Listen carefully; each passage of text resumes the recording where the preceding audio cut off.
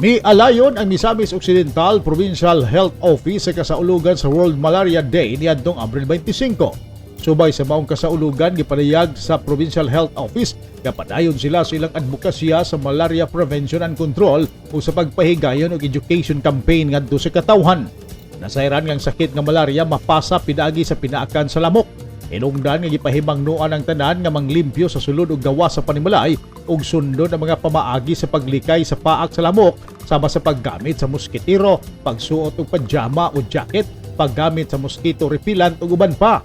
Base sa website sa Department of Health DOH, ang kaso sa namatay sa malaria sa nasod miubos na kini sa 96% sukad niadtong 1980 samtang sa tuig 2020 60 sa 81 ka probinsya sa nasod ang gideklara nga malaria free samtang sa nabilin nga 21 19 niini ang wala nay namatikdan nga local transmission og duha na lang ka probinsya ang adunay gi-report nga local transmission.